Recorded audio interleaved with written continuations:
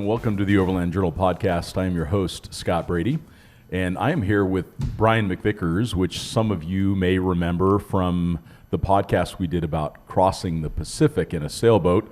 If you haven't listened to that one, you may enjoy it, especially if you love all things sailing, because it was quite an amazing experience that we had together. But Brian has actually been with the business since the very beginning. Brian was actually employee number one, and there's no doubt that Overland Journal and Expedition Portal wouldn't exist today without all of Brian's really hard work. So thank you for all of that, Brian. It's been a wonderful pleasure. I think we're going on at least 18 to 20 years. That's somewhere right. around That we've known each other. Exactly. That's right. Yeah, from I think you bought my grandpa's welder from me. Was the first time that we the Lincoln Tombstone. That's the right. Red box. Exactly. And that was a very long time ago. It was. You only had one kid at that point, and they were in a car seat. That's right. Now I have two near full adults. Yeah. I know. It's crazy. I made people. It's crazy how they say that you haven't officially joined the human race until you have kids. Until you've made people. I remain an alien. Yeah. So thanks for being on the podcast, Brian. And Brian was with me for several days at the SEMA show, and that's what we're going to talk about today is our impressions of the show, the things that we liked, the new products that we encountered along the way that we found to be impressive. We also spent quite a bit of time with Toyota and their launches at the show. It was a really impressive launch this year. Yeah, also Lexus as well. So these are really important developments for those of us that love overland travel, and for many of our listeners, they also love Toyotas, and there's some really exciting news that's coming out, and we're going to talk about that today as well. But let's start off with, Brian, what was your overall impression of the show? So, it's funny, a couple of us were counting it out. I think this is my 17th or 18th SEMA show. Sure. And if you go to the SEMA show, the first couple of times you're just completely overwhelmed. Right. And now I think we're all at the point, at least we're at the point of you can be there for 2 or 3 days and feel like you've really absorbed it. Yep. I think that compared to last year, the vibe and the overall attitude of the show and the attendees was much more positive. I would agree, yeah. I think we've recovered from that a few years of not being able to do that show and not being able to have those types of events. Last year was very light. I think a lot of companies, especially the larger corporate companies, were very timid on how do we get back into the SEMA program? Is it worthwhile for us to do? Should we be going to it? And I think that they've realized that it's a worthwhile show for them to go to. If they do it the right way. What I noticed more significantly is the activations were a little bit different. Yeah. The companies that did go to the show and did show up, it seemed a little bit more realistic in execution. Sure. Where in years past, we all joke about the SEMA vehicle. Right. And they were getting quite, kind of obnoxious. A little obnoxious. Yeah, it's a great word. There's still a lot of that. There is, but I felt that there was less of that. They used to be obnoxious and unrealistic, and now I think that companies have kind of said, okay, well, we're gonna do this, but we're gonna make it attainable for the consumer, and we're gonna represent things that the consumer would actually do on their own. And I've always been so confused why companies would put these vehicles in their booths that are complete distraction from the brand. Like let's say that they sell a piece of electronics, and this vehicle is so over the top you can't actually see or even begin to find the product that they sell. You don't know what they're selling. Exactly. Yeah. And it also, I believe, oftentimes is incongruent with the brand messaging as well. Whereas now you go into ARB, which ARB has always done a good job, but you go into the ARB booth and you see two vehicles, a Bronco and a Tacoma, that we would all love to drive. Mm-hmm. And the ARB booth, to their compliment, they were very clean this year. Yeah. It was an incredibly clean booth. Yep. I think they had a locker display. Yep. They had a few vehicles with product, installed. Yep. But beyond that, I mean, there was walking space. You could walk through the booth. You could look at the vehicles without feeling crowded. Yeah. That's another thing I noticed about the event as a whole. it's still recovering, and so it has fewer vendors and it has fewer attendees than it used to, say 4 or 5 years ago. No question. Okay. Yeah, no question. 4 or 5 years ago, it was shoulder to shoulder. You can't even move around. You can't have a conversation. Now it's just kind of, it's almost like a minimalist design apartment, right? Yeah. I mean, there's space to be in the space.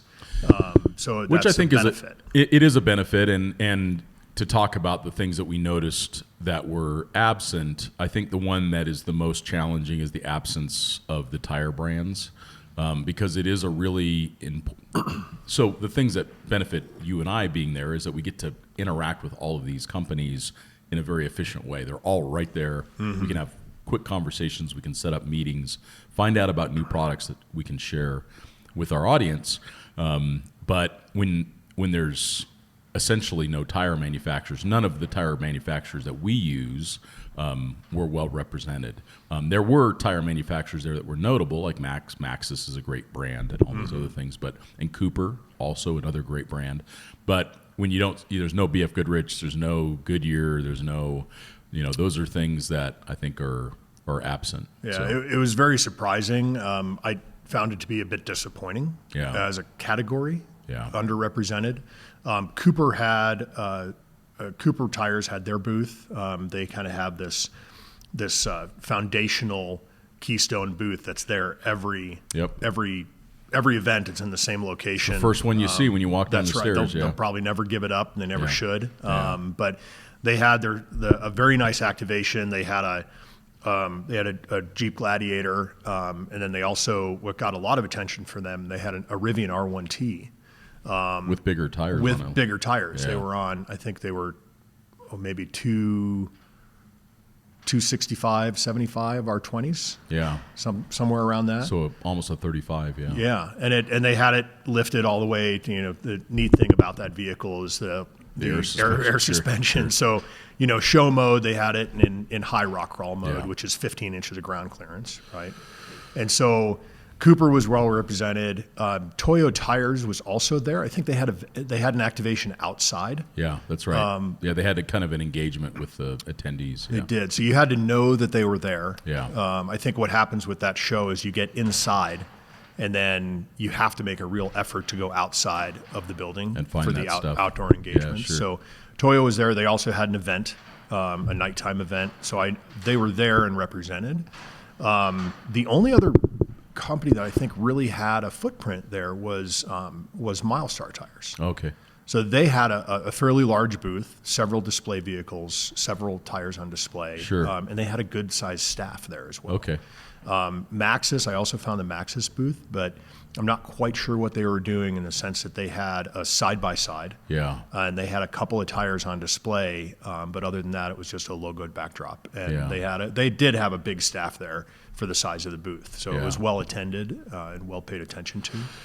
Well, and I think the big news this year was the prime spot in the central hall is normally occupied by the Ford Motor Company. Yeah, they gave that up. And Ford was not there, even though Ford makes more super appropriate Overland vehicles than they ever have in the past.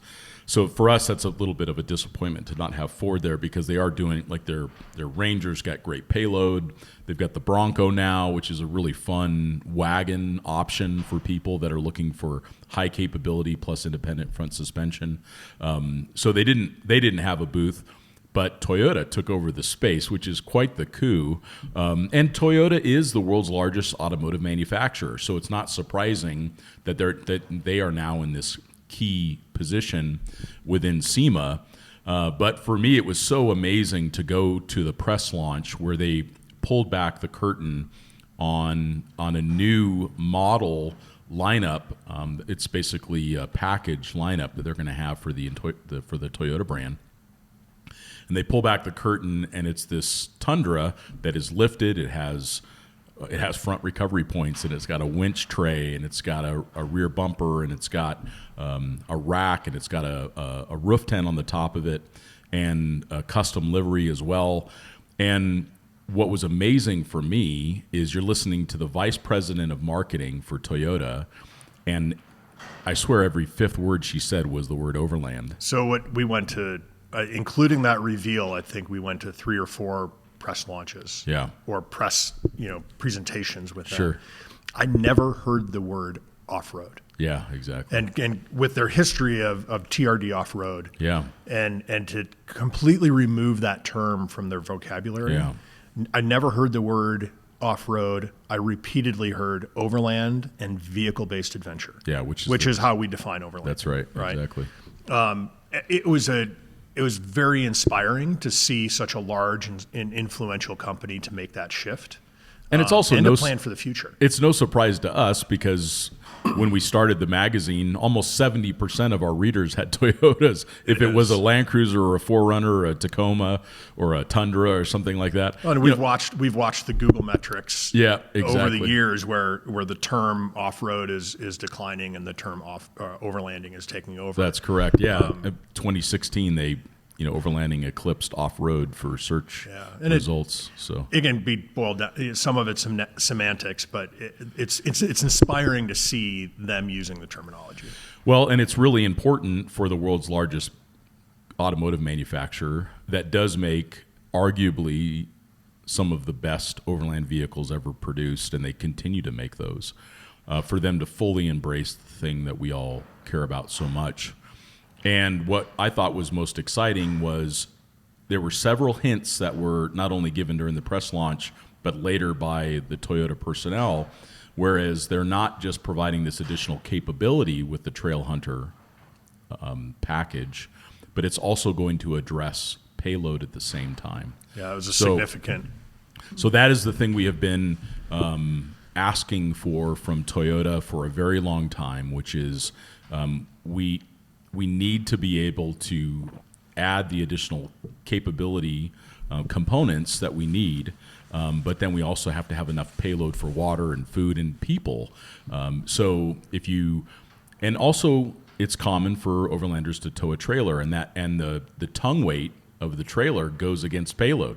So if you have a Tacoma with 1,000-pound payload and you put in 3 adults, so now you're at, let's call it 500 to 600 pounds of people, and then you add 500 pounds or 400 pounds or even 300 pounds of tongue weight, you now have like enough payload left for a sandwich. Right. Whereas if they now come out with these packages that have front winch tray and they've got a lift kit, larger tires, additional accessories, but then it retains the original payload, then now you've got something really to work with. Well, they are also taking ownership of the fact that people bring stuff with them. Yeah. And they're encouraging it with their new accessory program. That's right. So I can't remember all the brands that are involved. I know ARB is one of the brands involved. Dometic is as well. Dometic. Yeah. So the Toyota's now essentially going to be offering everything from recovery boards to chairs and refrigerators and rooftop tents and all of those items that campers and the overlanders are going to add to their vehicle anyway. They realize that they're going to be adding this to the vehicle anyhow, so they're going to supply this at the dealership so that the consumer can now roll those expenses into their monthly car payment if they choose to do so. Yeah. And it'll be interesting to see how realistically attainable they make that if the prices get, increased above what your typical retail price would be because it's at the dealership, which is always a concern. But they seem to be pretty genuine in the effort. And I think that they are going with brands, though, that already have good map pricing protection. Yeah. So it will allow Toyota to be competitive because there's enough retained margin because of those brands and the map pricing. It's going to be so easy for people to get into the activity. And here's the other key is that when you purchase that through a Toyota dealership, then none of those accessories void the vehicle's warranty. That's right. So the fact that you can roll it into a payment and that the products have a Toyota part number, they've been vetted for what Toyota refers to as QDE, which is their quality expectations of a product. It means they've met a Toyota QDE. They know that it works with the vehicle and it won't do damage to the vehicle, so it doesn't void the warranty. So you can literally drive out of a Toyota dealership with a fully outfitted Trail Hunter with all of the accessories you want, including your fridge, and you've got a single payment, and it goes with the warranty of the vehicle. And from what I understood, for manufacturers that might be interested, it looks like they have a program, a sign up for that program. Yeah. So they're still accepting, product manufacturers and brands to submit their product to be a part of that program. And I saw the Toyota folks walking around the hall, the West Hall, talking to off-road accessory manufacturers to try to figure out what products would be appropriate for the program. But it's going to launch with 100 products, and they're going to just build it from there.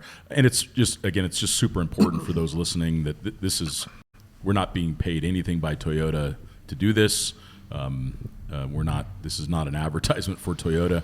We have no financial relationship with Toyota, but we really are big believers in not only the company, but in the direction that they're going. Well, it's significant to see an OEM truly embrace the overlanding space. Yeah. And they've made it very clear that they're doing that, both on the Toyota side and into the Lexus side. With the GX series, and it's a little bit, higher end, a little bit more luxury, but they have full intention of saying, hey, they've realized that people are using the Land Cruisers, and with not being able to get Land Cruisers too much anymore, they're starting to say, well, okay, you can look at the Lexus side; it's a little bit more luxurious, but they had two vehicles completely built out for overlanding, and they were very excited at how they built them out, and they were incredibly practical. Yeah. Sometimes you see companies say, "Hey, we're going to build an overlanding rig," and it's just like not realistic at all. Yeah. Or they get it wrong. But these two vehicles are really nicely done.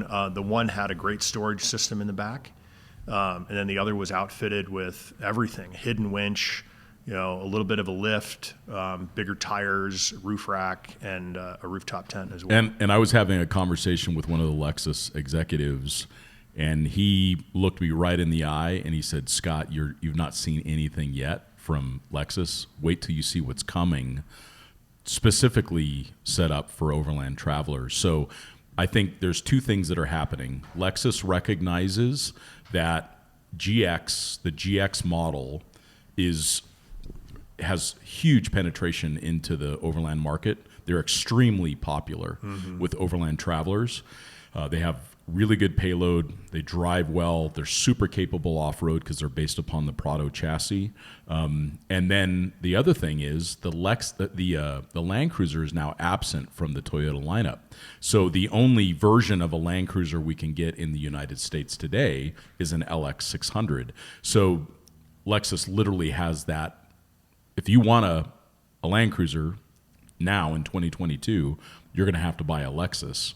And they're going to take advantage of that opportunity. I think they're going to have a lot of people, once they can get the chip stuff and everything all sorted out, they're really struggling with meeting demand because it's such a popular vehicle. So that was very exciting to continue to see Lexus also adopt this. So it's clear that this is something from within the Toyota ecosystem, as they're realizing that they already own overlanding in many ways. They want to maintain and grow that ownership within the space. And if you think about it, with companies like GMC in particular, building vehicles with AEV specifically for overland travel, they're realizing that other manufacturers are trying to take a little bit of their market share. And so Toyota's fighting back, which is, competition's great for the consumer. It's great for you and me. It's great for everybody listening to this podcast. Well, I think they've seen a lot of influence from Expedition Overland. Yeah. So they hopped on board with Expedition Overland probably 6-7 years ago, it seems. And they've seen that real world proof of concept on how you could build these trucks up, what you can do with them. They had 2 of Expedition Overland's vehicles in the booth. And from what I understand, Expedition Overland gave them a bit of insight on the new Trail Hunter concept. Yeah, they were heavily involved with the production of the vehicle. Yeah. And I think one of the neat things about the Trail Hunter, which is the new concept that they revealed, and although it was on the platform, it's going to be a whole new truck. And in the booth with those ex-Overland vehicles on display, we were able to see the Orion Tundra, which is the vehicle that they drove up to Nordcap and drove through their Nordic series. It included the Faroe Islands and Iceland, and of course that whole series of episodes is going to come out. That soon. has the tray back cap on the back, right? That's correct. Yeah. Well, it has the. It isn't a tray. It is an in-bed camper made by Alucab. And the one thing I really like about that Alucab model is it removes the factory tailgate. One of the big challenges of all of these Habitat-style toppers is that they retain the factory tailgate, which is not dust sealed. So you get into camp and your camper is filled with dust. And people do all kinds of things to try to limit that or remove that problem, but it stays a problem. Still a challenge. Still a real it's a genuine challenge. Whereas the Alucab model actually removes the tailgate and then it has a fully sealed door. So you end up with a lot less dust on the inside. But Orion is just a really thoughtfully prepared Tundra. It's got they're the typical CBI Prinsu rack, CBI bumpers, Prinsu rack, winch, 35-inch tall tires on there as well.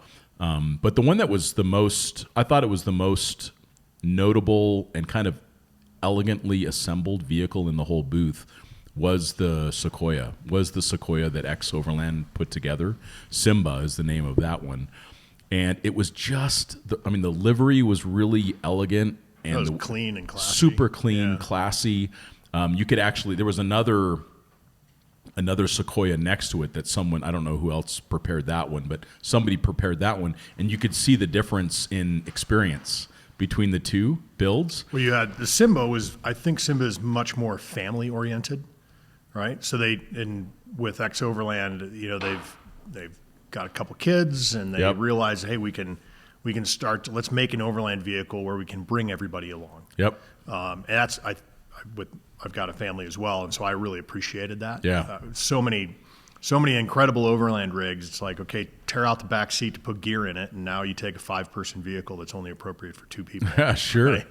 And so to see them create something that is appropriate for a family to still go, not just adventure. That's become an expedition vehicle. Sure. And then the one next to it had the jet ski on the back. No, that was a little bit further. That was further down. That was and that one was on 37s. Yeah, that was impressive. Which looked really cool.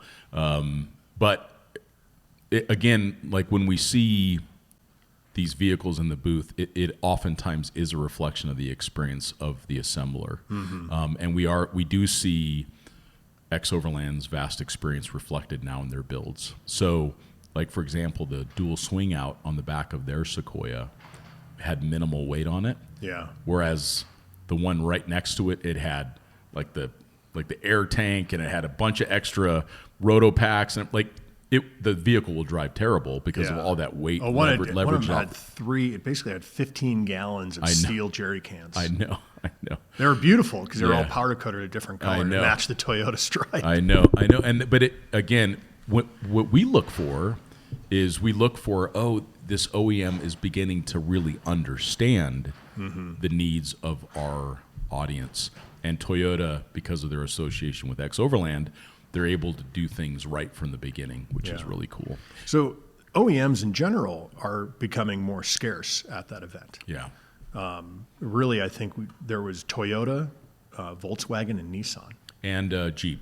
Jeep was there. That's right. Yeah. And there was Jeep, and then the Mopar as well, at a large booth. Yeah, the Mopar booth is where you'll find the Jeep project vehicles, and Jeep always does a good job at the event too. They always got some kind of overlandy thing. Yeah, I'm surprised that from a show layout, the Jeep booth is down in the tire hall. Yeah, I wish it was a little bit different spot. It really needs to be up in the West Hall. I think it would be great. Yeah, and they've been there. They've had the same location for Jeep for forever, it seems like. But I'd I think love to see it in a different be much spot. more appropriate in a different location. Yeah, especially since the West Hall is now, it feels like 87 miles from the rest of SEMA. So far away. The first day I was at SEMA, I had over 11,000 steps just at the event.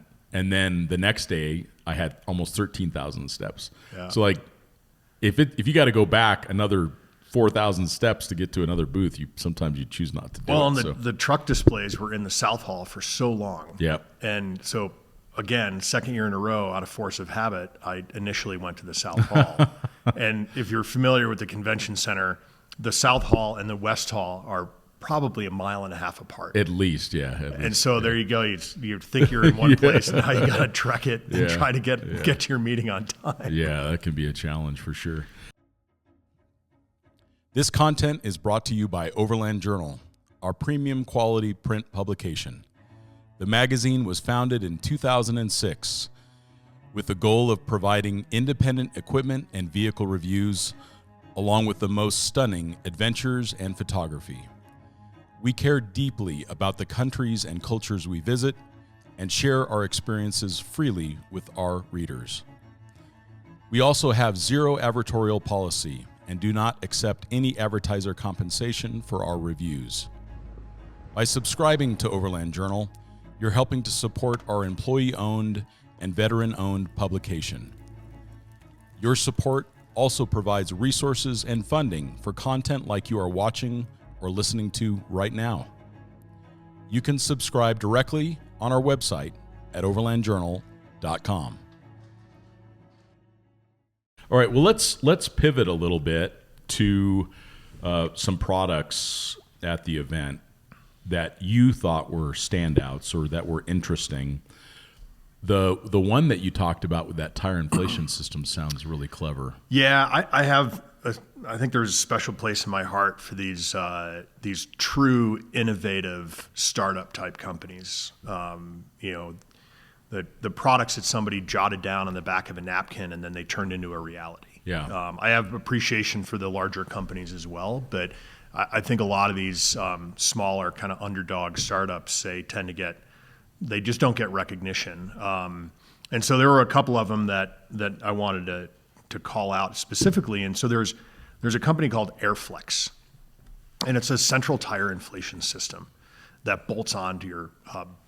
And what I think is neat about it is how long have we always wanted like a central tire inflation system that was practical and easy to use. And I mean, you think of, what was it, the AMC Humvee, the original AMG Hummer, it had central tire inflation. Yeah, but it's like, and that always had its problems, and it's the only vehicle you could get it on. And then you've had a lot of experience with like Arctic trucks. Yeah, and they run from the fender outside of the vehicle down to the tire. Big loop. Which works fine when you're just driving on glaciers or crossing Antarctica. In the forest, it's not going to work. It just rips them off. Yeah, exactly. So this system has, it's kind of difficult to just explain, but if you imagine 3 metal discs kind of sandwiched together, and the inner metal disc bolts to your hub just outside of the rotor using the stock studs.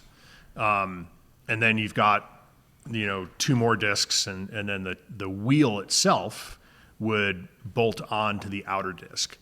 And so you would have an onboard air system, and the air line would go into the center disc. And there's a seal in there, a sealed bearing that allows air to pass through, and it's good for 250 pounds of air pressure. And the air goes into the central disc, and then it comes out of the outer disc. And from the outer disc, you would run another air line that goes into the Schrader valve of your wheel, into your tire. And then it has a control module. Right now, it's a wired control module. In a few months, they're going to have an actual phone app that they can use. And so you can air up, you can air down, you can have 5 different presets.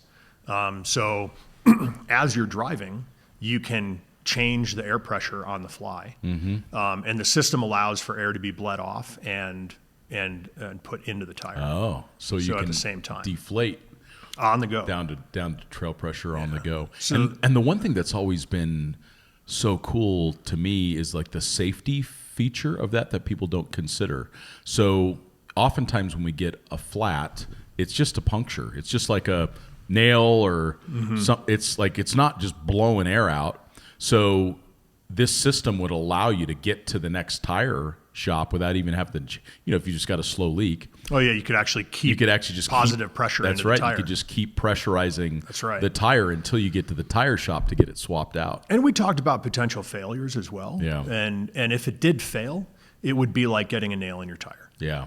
It would be a slow leak. And then you could actually patch that. But let's say the system failed altogether, which it's very robust, so I don't really see that happening.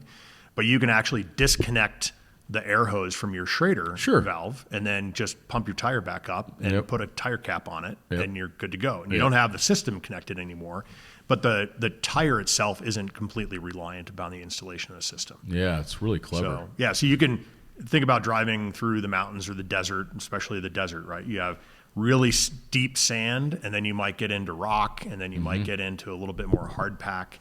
And so you can change your tire pressure on the go for each situation that you're coming up upon. Yeah, that's really clever. And did they talk about what applications they have currently designed? So it's a universal mounting system. Okay, so it would work on a Tacoma and a Wrangler. That's right. It's got several different holes. Oh, so it matches up with the bolt pattern. That's right. I gotcha. Yeah, and so it's not just one bolt pattern. I think there were, several series of holes on that mounting plate, and he said you can basically adapt it to just about anything. How cool is that? Yeah. So there was Airflex, which I think has a lot of potential. There's another little company called Glue Tread. They've been around for 2 years or so, and it's a sidewall patch. And it's just a rubber patch with some fancy glue, and there's an application process of sanding down the cut and everything. Is it applied to the outside or the inside of the tire? The outside of the tire. Oh, that's really and that's one of the questions clever. I had for them. And you could apply it to the inside. You'd have to take the tire off of the wheel. That's always the challenge. Right. And if you don't have the knowledge of how to do that and the tools, you need a couple of special tools to do that in the field. But you can stick it on the outside of a tire, and they said it's held for weeks of off-road use. So if you were just out on the trail, or traversing a certain section during an overland trip, and you had a sidewall cut, we remember sidewall cuts. You'd stitch them up with dental floss, and then you use wire and try to stick the bacons in there, and exactly. just look like this weird Halloween mask, right? Yeah.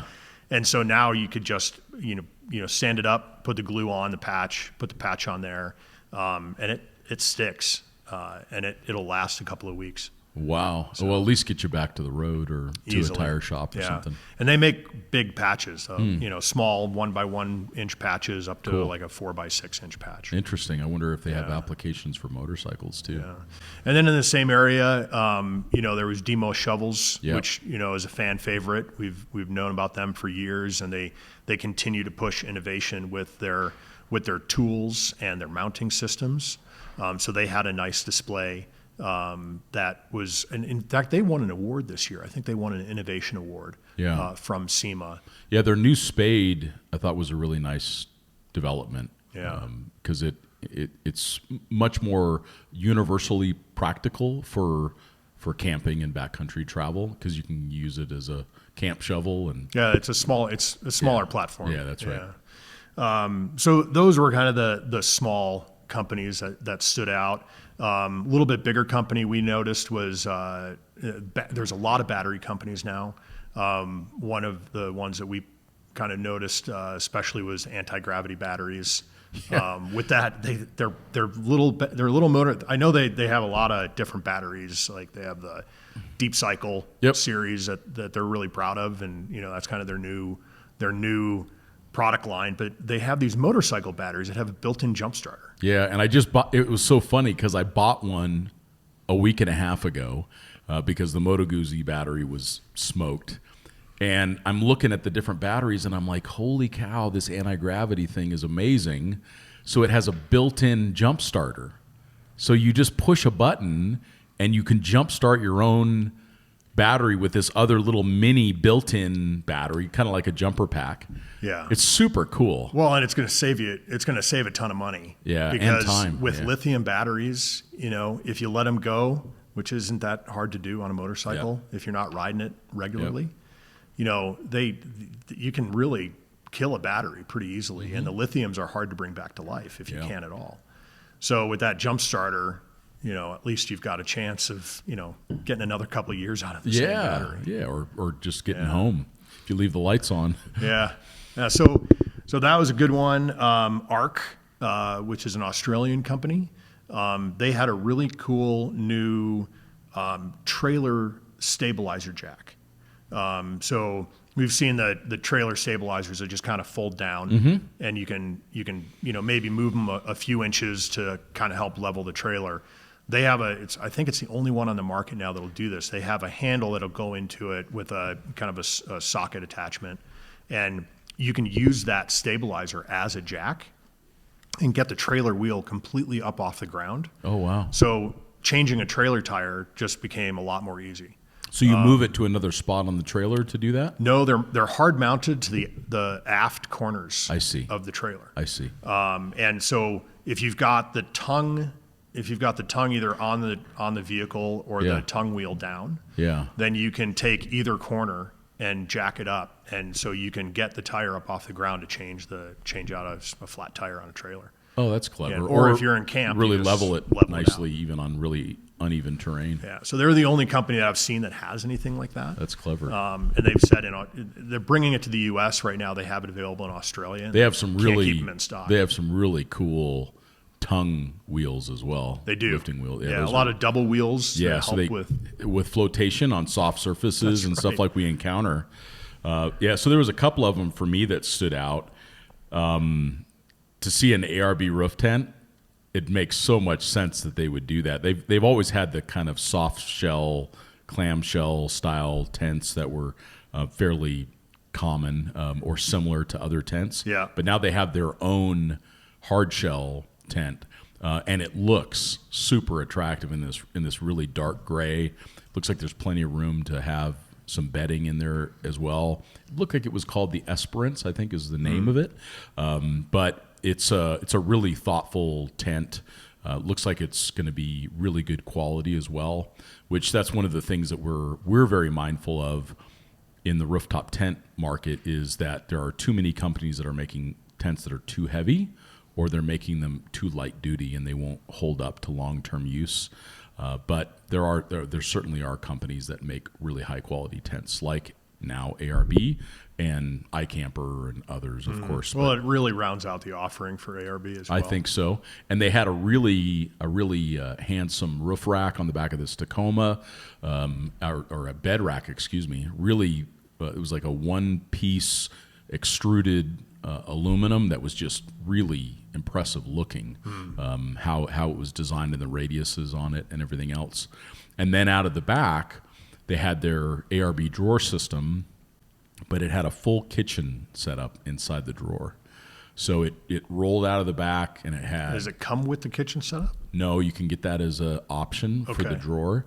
And it had a sink, and it had the stove in it, and it had all of the gadgets that you would want in your camp kitchen. Yeah. So that, and I've seen that they introduced it in Australia a few years ago, but it wasn't available in North America. They've always made good drawer systems for vehicles. They have, and now they've got, it's a built-in camp kitchen that occupies one of the drawers. So I thought that was very cool. Yeah. And then I've always been a fan of Red Arc, and I think one of the reasons why I like Red Arc products is that they are built to a very high durability standard. One of the problems with most of the RV industry or even marine industry electronics is that they are not built to like a military specification. So they tend to have a fairly high failure rate. Whereas the Red Arc products, they are potted and sealed, and they are tested on these vibration tables that are literally shaking them apart like what we would experience in a car. So that is one of the reasons why I have been a fan of Red Arc products. But they actually have a military division. They do. I think it's Red Arc Defense, and they specialize in supplying military. Yeah. And you can see it in the product, but they have this Red Vision system, and one of the challenges with that system was the size of the control, not the display, but the controller itself, the actual that had the solenoids and it had the switching gear and the capacitors and all those other things in it. It was quite large, and it required you to be able to access it to make changes and to reset the breakers, for example. Whereas they have a new one called the TVMS Rogue, and it has intelligent or smart relays inside it and smart reset of basically the fusible links. Is that the thin black one? That's right. Very low profile. Yeah, so it's probably a third of the size of the one that was used before. So you can tuck it into the right spots, and then you don't have to access it. You can reset the fusible link or the mechanical link of the protection circuit. You can reset it using the controller or the app. And it's compatible with the larger one as well. That's so you correct. can use it as an add-on. Yeah. Or you for could, additional circuits. That's right. You could build either direction, right? That's right. If you already have the large one, you can add on the smaller low profile. Yep. Or one of the things they mentioned to me was that new thin profile one, it's a little bit lower price point. It is. So yeah. It doesn't do as much as the big one, but not everybody needs that much capability. So it's a nice building block for the consumer. Totally. And really it's just what it doesn't do is the amperage rating. So that's the one difference between the two. So the bigger one has 30 amp circuits, which you would need for things like big compressors or really heavy draw accessories like air conditioners and things like that. But if you don't have the need for those, then the 10 or 8 to 10, I can't remember exactly how many, 10 amp circuits are going to be more than enough. Yeah. But the space is much smaller. The need for those big compressors is kind of going away. I had an interesting conversation with Milwaukee Tool Company. Yeah. And how they've got, their battery operated tools, and how so many overlanders and people with vehicles are now carrying their tools instead of the big air compressor with trying to run air tools. Yeah, yeah. So, no, that's so true. So those are some of the things that really stood out to me. And I thought, we could kind of end the conversation with what we see for overlanding for the future. That is oftentimes a bit of a predictor that we see at the SEMA show. And I would say that from my perspective, the most encouraging development, because there's a lot of misunderstanding about how markets work. And you'll hear someone say like, oh, we're getting close to peak overlanding. And that's just because they view it from the perspective of how they've seen it grow so far. But that's only the tip of the iceberg. When an industry really starts to grow is when there's adoption by the OEMs. So we're just now at the beginning of adoption of overlanding by the OEMs. Right. So that means to assume that we're close to peak overlanding is very naive, because once the OEMs get involved, that's when you're going to really see it take off. Now, the downside to that is then it increases. There's going to be a lot more people on the trails, so there is some consideration around that, and then we're also going to see where a lot of the products, a lot of the OEM vehicle offerings that are overland specific, they may not align with what maybe people that are hardcore overlanders or global or international travelers may expect. So what it means is a broadening of the market. There'll be just as many, if not more, genuine options for around the world travel than we had before. Look at the new Grenadier coming out, for example. But you're going to see a lot more vehicles that will help enable people to do overland travel, but they may not be suitable for the most remote or the most rugged or the most international destinations. But I believe that we are at the very beginning of overlanding really taking on a lot of momentum. Yeah, I think the manufacturers, the OEMs, they're starting to address the evolution of overlanding. So you've got that core overlander, that core definition of overlanding, which is this worldwide expedition travel. Yeah.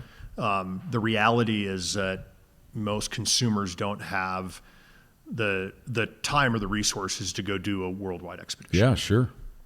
But they're still interested in overlanding as a principle and a practice. Yep. And they're really interested in all these comfortable products Yeah. that make the experience better. Comfortable and capable. Yeah, absolutely. And so you start to look at how the consumer is utilizing these products and how they're participating in the activity. Yeah. And a lot of times they're using these overland practices and products to support their other ambitions. Sure. Whether they're fly fishermen or mountain bikers, it's all of a sudden the experience becomes more self-sufficient and more comfortable. And so that for the manufacturers to start to address the fact that, hey, these are everyday people going out for a weekend adventure or a week-long vacation. Yeah. And they can cater to that. Yeah. And that's really the bulk of the audience, which Yeah, we've been addressing that for years through our content, making things more attainable for people in the inspiring stories that we write and publish. And it's also totally legitimate overland travel. If you're doing vehicle-based adventuring, then you're overlanding. That's the definition of it. You don't have to cross an international border. You don't even have to camp to go overlanding. I mean, there's been countries that I've crossed, and I would much rather stay in the little villages and interact with the locals. You get to experience the culture. Of course. So it doesn't have to require even going off-road either. It's about vehicle-based adventure travel, and that means that it is accessible to nearly everyone. But for me, when I start to see the OEMs providing vehicles from the factory that are really ready to go and do that, more so than ever before, that's really exciting. We used to think that the heyday of overland vehicles was in the 90s, but there's more capable. There's still more to come. There's so much to come. Yeah. And again, to hear Toyota during their press launch at SEMA use overland more times than any other word is pretty exciting. The other thing I'm noticing is I find that companies are starting to provide complete solutions for people. Yeah. In the past, they've kind of dipped their toe in the overlanding waters by maybe bringing one or two products to market that could be, applied to a vehicle build, where now they're kind of saying, all right, how do we address the entire vehicle? How do we address the entire overland experience that somebody's going to have? Sure. And they're creating these very well thought out product solutions that work well together. Yeah. No, we see it across the board, and you go buy a vehicle and it's got a built-in, basically a Switch Pro right there in the dash. It's got the trailer brake controller right there in the dash. It's got accessory points and 12-volt outlets and 120-volt outlets and good tie downs in the bed, and I just think it's such an exciting time. And from a business perspective, there's been a lot of consolidation. Yeah, there's a lot of companies that are joining forces with complementary products. Yeah, and that's allowing them to create a more seamless offering. Yeah, and I think it could not be a more exciting time for overland travel, and it's. To go to SEMA, I remember the first SEMA that I went to, I think it was 2004, and I had my Tacoma with a roof tent, and I was the only roof tent there. And to now come to SEMA in 2022, and you can't go 10 feet without bumping into a roof tent, it's very clear that not only is overlanding a really important part of the aftermarket and of the SEMA show, but it is a really healthy and growing market as well. Yeah, I don't think it's going anywhere. Yeah. I think someday it might. I don't know, when we all do lunar landers or something. But everything's got to change. Yeah, that's but right. I think it's become a new.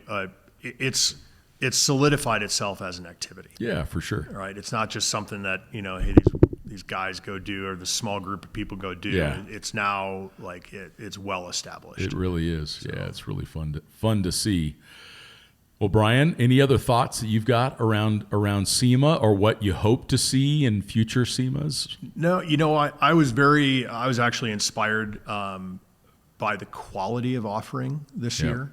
I saw that you still see a lot of knockoff products, but I feel like there were fewer knockoffs. Yep. And more kind of representations of genuine ingenuity or good quality product offerings. Yeah. And I hope that continues because the consumers deserve it.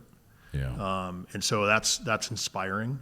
And I think next year's SEMA is, I could spend all week at SEMA. I wish it wasn't in Vegas, but I got like 2-3 days and I'm done with Vegas. I know. The only upside for us is it's a 4-hour drive. So yeah, it's nice and convenient. It is really convenient. But, I look forward to next year, and I look forward to seeing how what the companies represented at the show is implemented into the marketplace. Yeah, and for those companies that are listening to this podcast, if you are a new business, if you're coming new into the overland space, these are things that are really important to Brian and I, that we support these new innovative companies, these mom and pops that are trying to make it a go. Please reach out to us. You can send a press release and reach out directly to Brian. You can reach him, Brian at overlandinternational.com. And you can send him that. You can send him little updates on your vehicle builds. You can ask him about how he mows his lawn. Perfect. You can get so please, everybody that's listening, send Brian an email. That would be great. These you just great. Put out my phone number too. These little companies are what built the industry. Yeah. And so we do have a special appreciation for the ingenuity, and we have another big appreciation for the larger companies addressing and identifying with the space. Oh, totally. And we started as a small business from scratch. From scratch, and we self-funded it. And Brian, you've been here from the very beginning, which is really awesome. And seriously, if you are a new company to the space and you'd like to interact with our team and let us know what you're doing, please reach out, because we would love to feature, as long as it is appropriate for the audience and it's appropriate quality, and isn't a direct knockoff of what someone else has put a lot of energy in behind.